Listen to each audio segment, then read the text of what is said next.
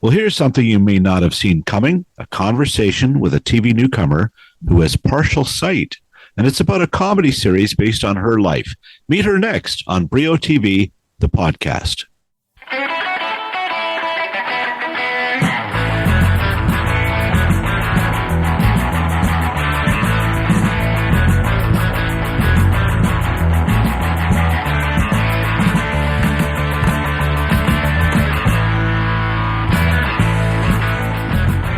Hi there, welcome to the podcast. I'm your host, Bill Brio.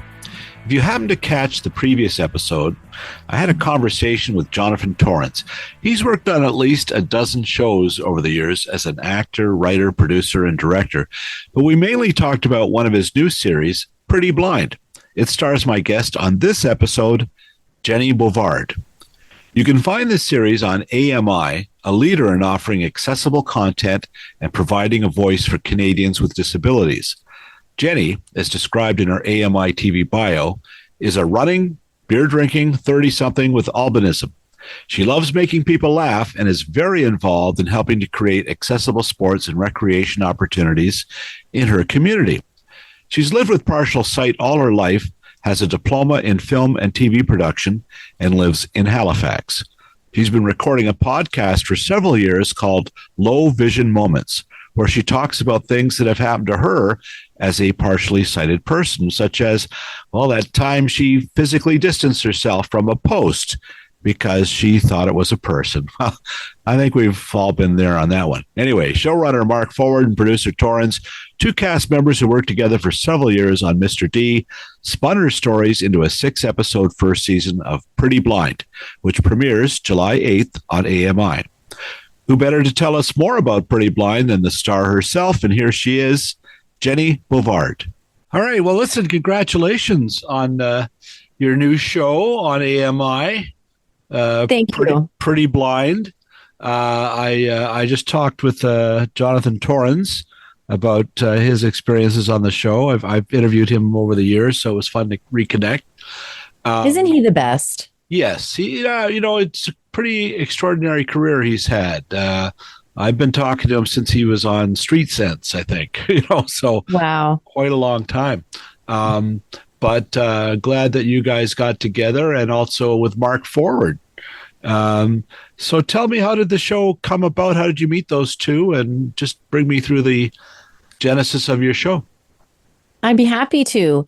I, for 4 years, got to create and host a podcast called Low Vision Moments. And it was called Low Vision Moments because those are the little things that were happening to me throughout my life as a person with low vision and albinism. And, these things just kept happening. I could be doing everything right in my day, using my access tools, using my technology, using all the techniques they teach you as a person who's blind to be independent. And sometimes it's other people, sometimes it's just logistical. But for whatever reason, these frustrating, sometimes embarrassing things would happen. And for a long time, I would get annoyed and frustrated and angry at those things. And I decided in my 20s, some of this stuff is actually kind of funny when you think about it. Thinking about the fact that I'm going to walk into a wet floor sign, there's probably like a 90% chance if there's a wet floor sign, I'm going to walk into it. There's a good chance that my neighbors think I'm a jerk because I never wave at them because I don't recognize them across the street. So all these little things, they can add up. And I found myself thinking like, what, this stuff's actually kind of funny. And I started sharing these stories with people in my life, my friends, my family. And then I started testing them out on people in the blind community. Because again, in my 20s, I decided I'm going to make a point to make some connections in the blind community and sort of find people who I can relate to and connect with on a different level. So they were laughing at these stories too. And so for years, I had this great idea in the back of my mind. I'd love to do a podcast I've been listening to Bill, I'm going to tell you something. I've been listening to podcasts since before it was cool. I was I was on to CBC Radio 3. I was, way back in the day, a big fan. And so AMI came to me one day. AMI is a wonderful broadcaster I've been able to work with over the years in many different capacities. They came to me and said, "Hey, we're finally getting into the podcast game, and we'd love to hear if you have any ideas." So that's when I thought, light bulb moment, let's try this low vision moments thing. And I got a chance to connect with people through having guests on the podcast. Every month I'd have a guest on the podcast and we would sort of pick a theme. And we found so much common ground and we laughed so much and had so much fun. And we talked about things that we don't really talk about a lot around disability. And we found a space where we could laugh about the annoying things, the things that are unavoidable sometimes when you live with a disability. And it was really empowering, I think, for the guests and for myself. And the people listening it was a selfish thing for me because I wanted to share these stories and it was cathartic, but also this content wasn't out there. I wanted to put something out there that was that I wanted to listen to, that people like me could relate to and go, "Yep, that happened to me." And, but also really keen focus on having a good time. So for 4 years, I got to do that and It was a blast. And I'm telling you the long story and I'm going to try to bring it back to Pretty Blind. So well, I'll stop you there because I checked out your podcast, Low Vision Moments, and terrific job. And it's not a selfish thing. It was never a selfish thing. You put yourself out there to do this show and provide it for other people, and that's what we're all trying to do, right? There's something about something that's just audible only most of the time, although I know you have video episodes as well. But I listen to a lot of podcasts too, and I really enjoy them. And I really enjoy the ones that are just audible because it's a different experience, isn't it? And you must have insight in this when you're just pitched inside that conversation audibly. And that must have been part of the fun for you to do your podcast, right? That's right. And it's the audio only version is a chance to exercise our descriptive language and tell stories in a way that are inherently accessible to people who are blind or live with low vision. And that's the other thing I love about podcasts. It's inherently accessible. I love old time radio for the same reason. Yeah. You're forced to tell stories in a way that everyone can access it. And then with the video, at first I was like, "Oh, you don't need the video." But that opened up a whole new avenue of access where we could include closed captioning. So that's a whole other level of reach. That was really awesome with that part. So what happened with the podcast is I was so happy doing that. Felt so excited every time I got to do that. I was approached by a couple of guys, Mike and Brad.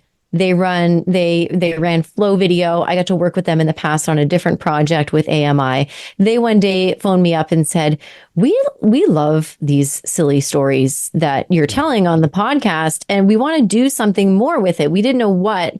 We were thinking maybe a web series or a little cartoon, something or other, but they wanted to build something. And I said, okay, well, let's talk about it. And then we kind of loosely pitched it to AMI and said, hey, we'd like to do something a little more with these stories, maybe build a little world. And an idea for a scripted comedy series was sort of born out of that. And AMI believed in all of us enough. We had worked with them in the past, and they believed in us in a way that that really propelled this forward.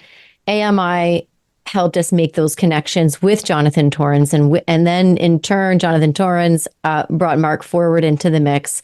And what a privilege to work with people who are so experienced and so skilled, and quite literally Canadian television icons in my mind. And so funny, both of them. They're pretty good.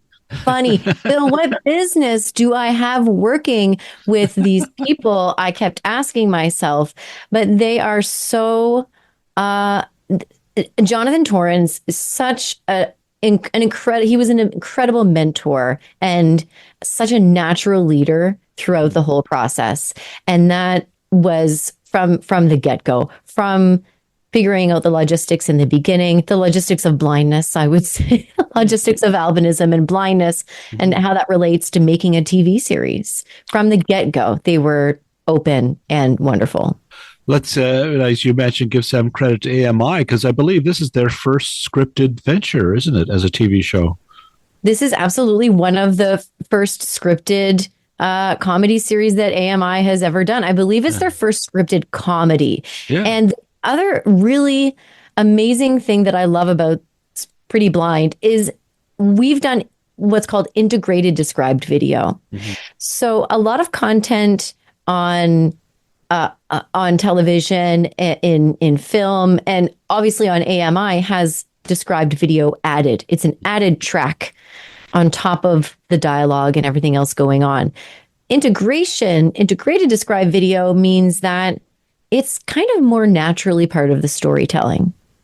And so we made a point from the writer's room on to always keep that in the back of our minds, that people should be able to get all of the important story points and all of the jokes and the fun, because that's what this show is. No matter what their level of eyesight. Jennie Bovard will be right back after this short break.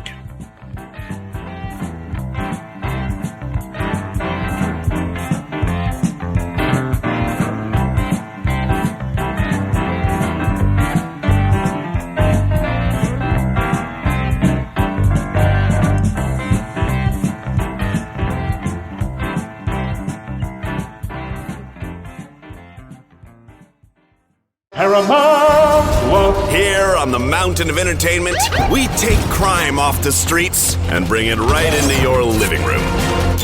We're throwing the book at boredom with every episode of Matlock, Watson, Elsbeth, and the biggest crime lineup you've ever seen. You have the right to remain entertained. Stream Paramount Plus from $6.99 a month. You gonna need backup here? Paramount Plus.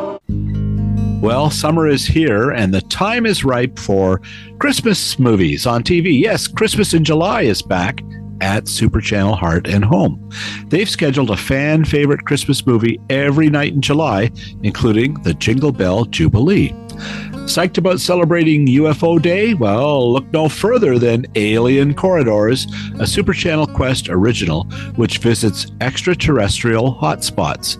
It premieres July 2nd. Think there's an urgent need for regulation before robots go on the rampage? Well, check out the Super Channel original Digital Tsunami, Big Tech, Big AI, Big Brother. It's coming at you July 17th. All this plus uncut commercial-free movies galore. This and every month on Super Channel, available via most cable providers across the country.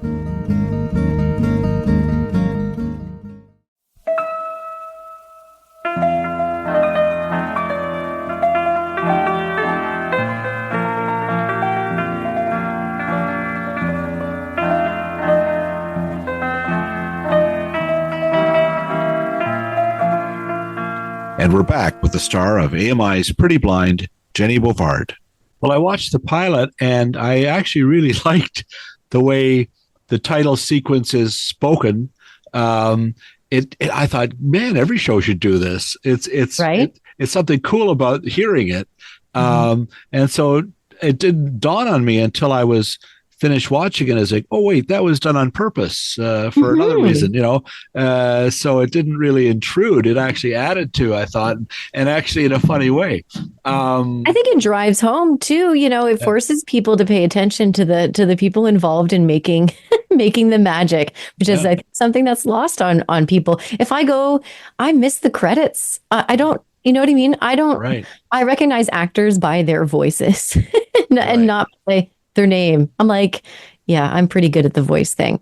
But the credits, that's something that AMI always does to make sure that we get all the important info.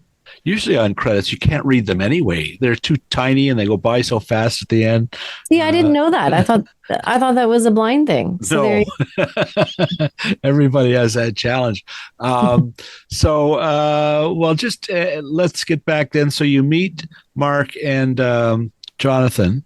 A lot of these in the pilot, anyway. I assume the experiences are drawn from your own history and encounters, especially the very beginning. You're in a grocery store, and there's a young woman who's trying to be helpful in a really unhelpful way, and you just want a basket so you can do some shopping, and she's trying to talk you into a big cart and all this, sell you a bag. So this up, I assume, chicken thighs. I didn't want them. No, so I assume this actually happened to you, right? You've got it.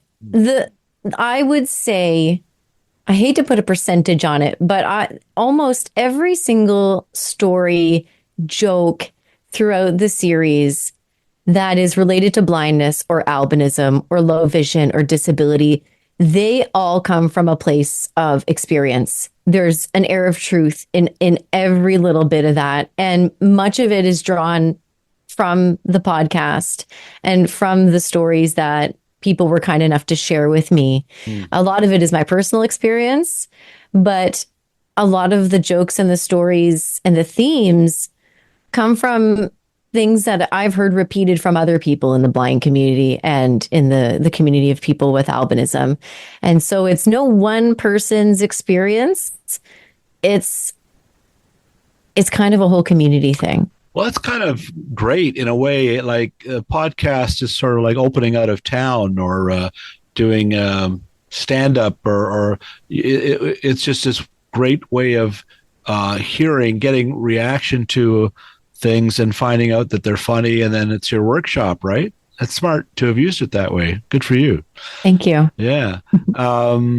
Again, on podcasts, give me your 3 favorite podcasts if you're listening to them. What do you listen to? Oh, that's a really difficult question. What genre are we talking? Oh, goodness. It depends what you're into. I mean, maybe your 3 this week. I know that I flip around. I like to listen to different ones that are mainly have something to do with comedy. But Smartless and Conan O'Brien and Gilbert Gottfried's Amazing Colossal podcast. Conan O'Brien's a lot of fun. Yeah. I have to admit, I have even though I'm a person who made a conversational podcast, my favorite podcasts are usually the very heavily scripted ones. I really like Against the Odds. And this is a podcast from Wondery, and it's all stories of people surviving and overcoming these incredible circumstances, whether it's being lost at sea in the Pacific on a dinghy for a month, or oh my God. they survived Mount St. Helens erupting in the 70s. You know, it's so that would be one of my top. I really like the true crime, and you know, the scarier, the more detailed, the better. I really love True Crime Garage. And I lately I've been into also there's a podcast called Even the Royals, and Rare with Flair is another really great one. And that features 2 ladies who live with a form of albinism, which is called Hermansky-Pudlak syndrome. There are different types of albinism, and this particular type comes with other health considerations.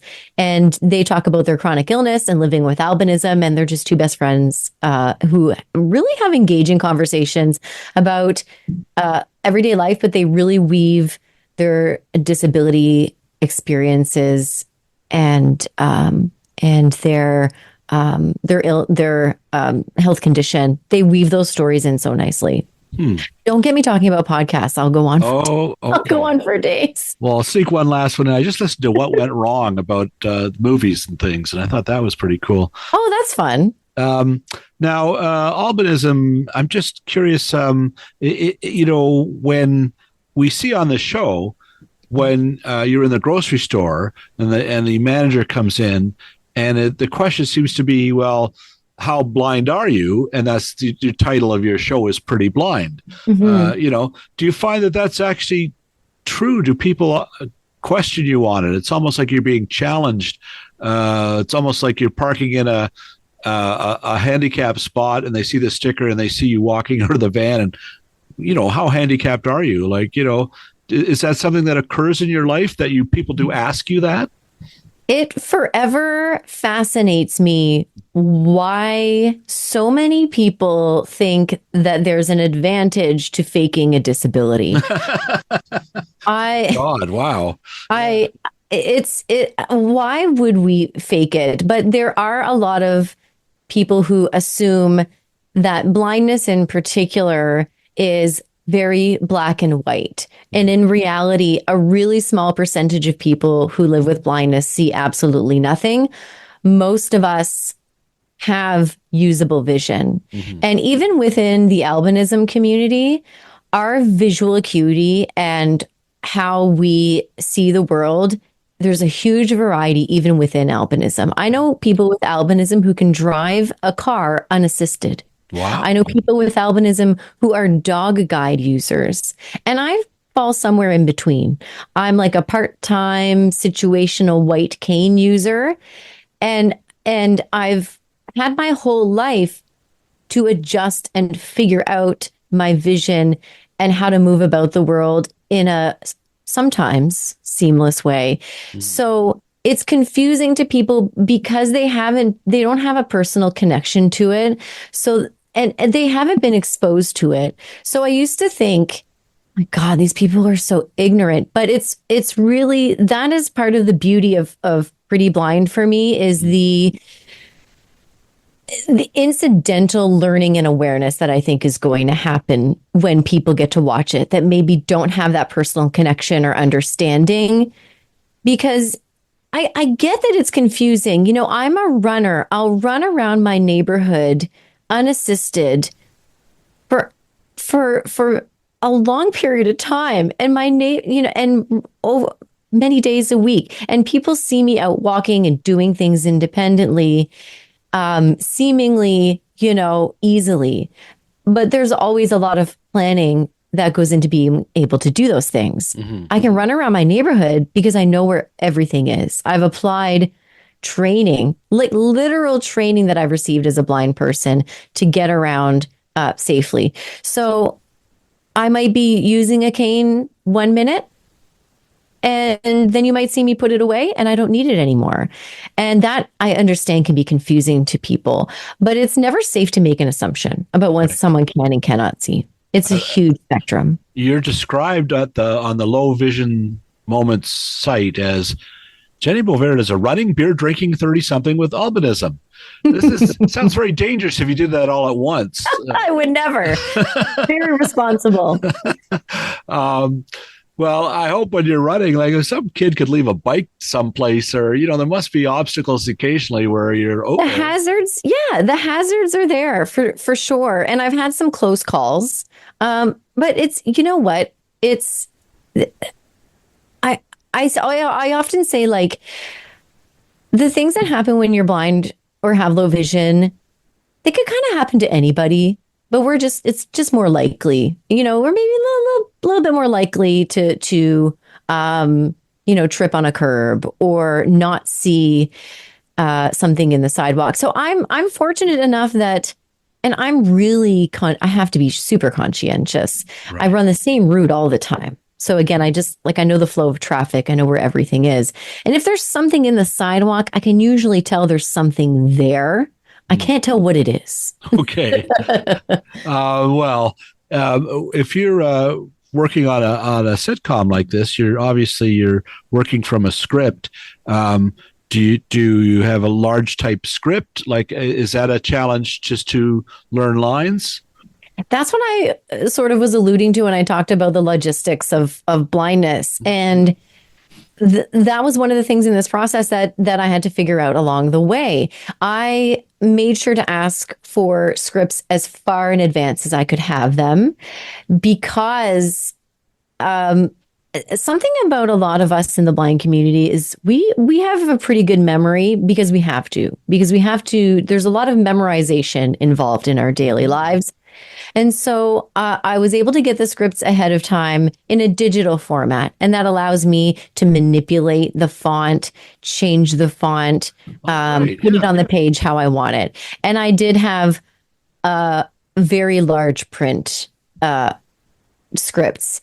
I would show up on set, and the other actors who were not blind would have their little, what do they call them? Sides. Yes. And they're like half the size of a regular piece of paper. They're so tiny. Yeah. And I'm like, is that like, that looks like dots and lines? Y'all can read that? I'm just always impressed by what other people can see. It's like reading ingredients on a pill bottle, those sides. They're tiny, tiny. Yeah, it's really hard. So that never would have worked for me. So No. I came prepared with my own.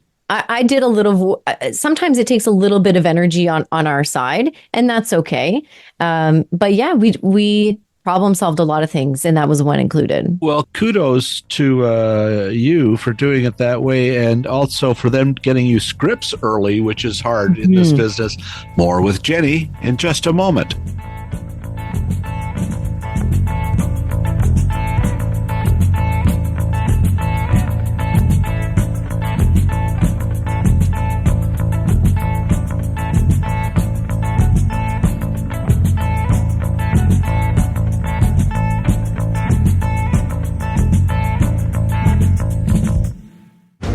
Time once again to speak with Emily Gagne at Hollywood Suite.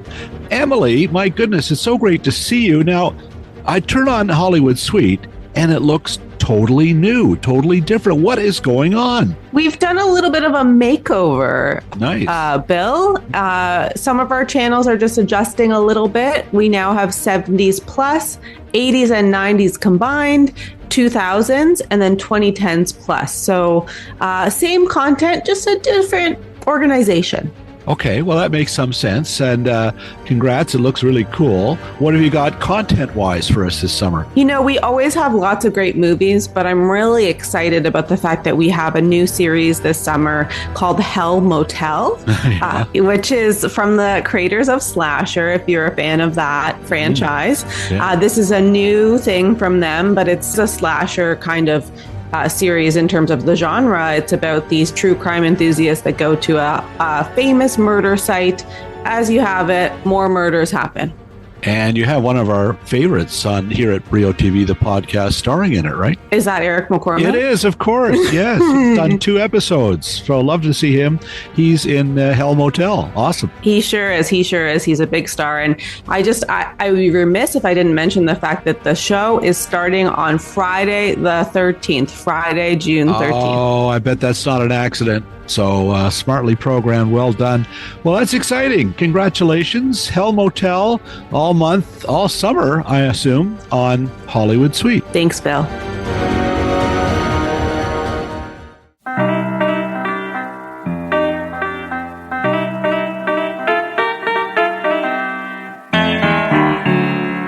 And we're back. I talked to Jonathan, and he said that you really are you always have your lines down. And I wondered at the time, I thought, I bet you that Jennie just has a really good memory because she's had to have a really good memory, right? You're correct. And I don't have a really good memory. So good for you. It takes practice. Yeah. Because you give a very authentic performance. So you look like you've been doing this a while, and really you have not, right? This is my first foray into acting. I've been in front of cameras and talking into microphones for many years in different capacities, mostly as a presenter and columnist and podcaster. But I was up for the challenge, and I really wanted to do this justice. And so I really poured everything I possibly could into doing the work. Yeah, no, well, congrats. And it's shot in Nova Scotia in Halifax, is it? We shot most of it out in Truro, and kind of became like my second home. We did one day here in Halifax. Okay. Yeah. Yeah. Well, that's handy as well. It's interesting to watch, and quite an ensemble. Must be fun working with all these other people. The lady who plays the librarian, oh my goodness. She is a lot, that character. MJ. Yeah. She is She is just a ball of energy in the best way, and so funny. And everyone on set was so happy and excited to be there, and it was genuine, and we all had so much fun. Those professional experience actors, I think, really rubbed off on me and really gave me the confidence to, just kind of go for it and not feel too many reservations. Yeah, no, it works out. Who are your comedy heroes? Are there people that you've always admired that are on television or film? Or I grew up watching a lot of funny stuff. I really enjoy SNL. I enjoy your Tina Fey, your Amy Poehler. At summer camp one time, I was voted most likely to be the next Mary Catherine Gallagher. I don't know if you know who that is. Sure, yeah. And from SNL, she was always tucking her fingers under her arm. Yes. So that's kind of my brand of humor. And I really look up to those women in comedy for a lot of different reasons. But mainly their tenacity over the years to do it their way and to how do I say this? They're unapologetic, and you can tell that they're doing the work that they want to do, and that they're not they're in it for the right reasons. Yeah. Well, that's it's a good way to be. I'm curious. Have you ever seen the show on CTV, Sight Unseen? It's a drama about a detective. Do you know what I'm talking about? I have caught one episode. Yes. Just curious your reaction, because the premise is this woman's a detective. She has an incident where she is struck in the head, I think, and loses her sight, most of her sight. She has a very tunnel vision. Yet she carries on through the aid of a person she's listening to through an earpiece, who guides her, who's sort of describing, take 3 steps to your left, 4 to your right. And I wondered if you'd seen it, if you thought this made sense, if it was possible, if it was authentic. I hate to play a comparison game. I would say that Pretty Blind is like nothing else that exists out there, and that's why I'm so proud of it. Yeah. But on the other hand, I think this is such an exciting time for disability representation and representation of people who live with blindness in media. And regardless of whether I'm going to watch all of the episodes of something, I really love to see that representation. And none of us are going to get it perfect. We're probably going to say things in Pretty Blind that might ruffle some feathers, because we're talking about things that we're not used to talking about in this venue. So what I'll say about that is, it's important to have representation, and in every genre and in every category. So I will never say a bad thing about a show that features a character who is blind. And I know for a fact that a lot of folks from the blind community are involved in the creation of that show. Oh yeah, the showrunner, the two sisters. One is exactly, she has some sight, but she has impairment, and used to be a lot worse, I understand. And one last thing I'll say I think is really cool is that whole system by which she gets instructions from like a remote volunteer, right? That's a real thing. I know. Yeah, no, that's what she explained to me at once as well. And it's been a plot device in other movies too, I believe, right? And if anything, that's going to encourage people to seek out maybe those opportunities. Anything that makes people go, I didn't know about that. Yeah. That's a good thing, because people are going to look into that and say, maybe I can become a volunteer on such an app. And that's important, game-changing stuff. Yeah, no, for sure. How many episodes are there this season? We have 6 very funny, very quick episodes. Okay, that's great. But they're full episodes, right? It's not like a 10-minute podcast. Well, not a video show. it's kind of cool that AMI is jumping in here and doing this. Good for them. And how do folks access AMI? Is it sort of a region by region, or do you know what's the best way to watch your show on AMI? People can catch AMI live on Tuesday evenings beginning July 8th. And it airs live at 9 p.m. Eastern time on AMI TV. Now, AMI TV is available through your cable provider. So if you're unsure of the channel, there's a channel guide at ami.ca. People can also stream the episodes on AMI Plus, which is and the easiest way to get to that is amiplus.ca. There's also an app, so lots of ways to access Pretty Blind and have a laugh and have a good time with us. Yeah, no, AMI should be one of those must carries. Really, it should be something that everybody has. If you have cable, you have AMI. Oh, there you go. Okay, yeah, and perfect. It's all options are free. You won't have to pay to watch Pretty Blind. What are some of your favorite TV shows? What do you watch that you enjoy? Ooh, some of my favorite shows. These are hard questions. It's not that hard. You either have a favorite or you don't. I think it depends on the day. I really enjoy Parks and Recreation, good old Seinfeld and Curb Your Enthusiasm. Great choices. Yeah. I like a lot of cartoons. F is for Family. What else? I'm rewatching King of the Hill as we wait for the new season of that to come out. So funny show. Yeah. I like my comedy, but I also like my historical stuff. I like the Vikings and and your gangster movies. But yeah, I've really enjoyed Sopranos and Breaking Bad and. Yeah, I could go on forever. Those are some of the great shows. You keep mentioning Amy Poehler a couple of times. Have you listened to her podcast? It's fairly not recent. Yet. It's on my to listen list. There aren't enough hours in the day. No, there aren't. Well, congratulations, Jennie. Did you come up with this title? Who named your show? Pretty Blind actually comes from a real life experience, and it all comes back to those shopping baskets. I was trying to get a shopping basket one day. And someone said to me, well, why do you need a basket so badly? And I said, well, I'm blind.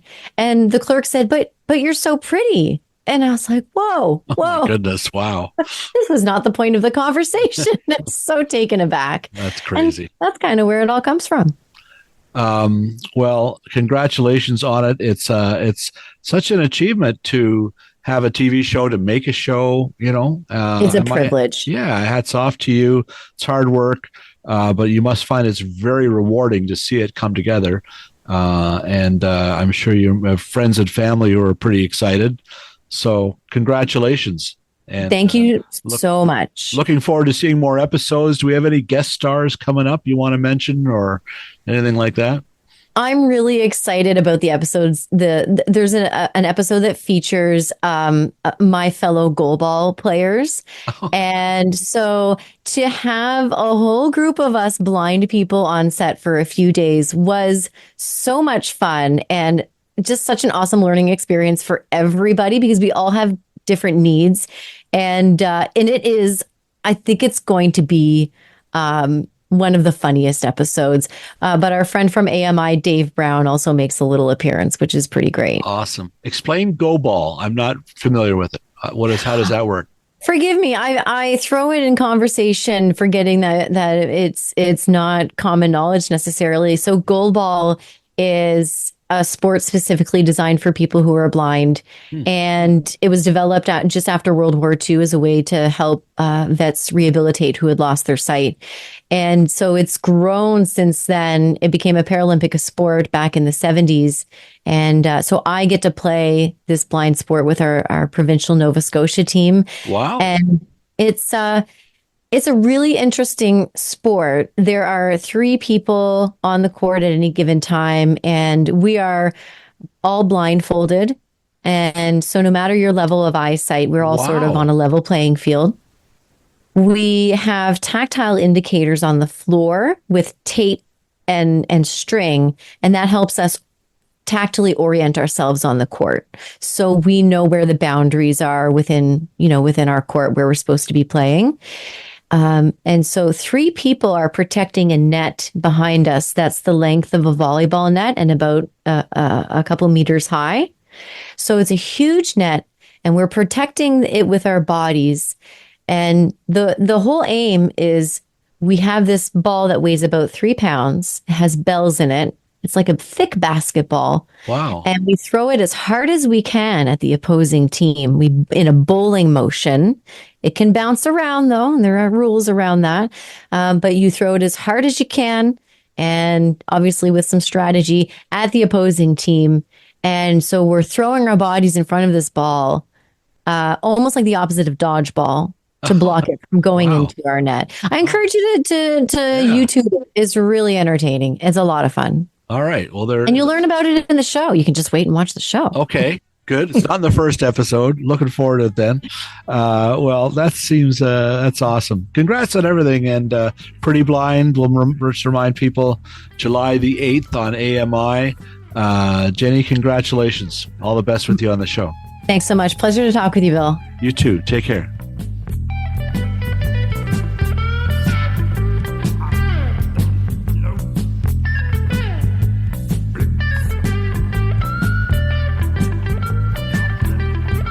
Well, thanks to Jennie Bovard and the folks at AMI, including my old pal Greg David, for setting up this conversation. Thanks as always to producer Phil Hong for turning this Pretty Blind episode around pretty darn fast.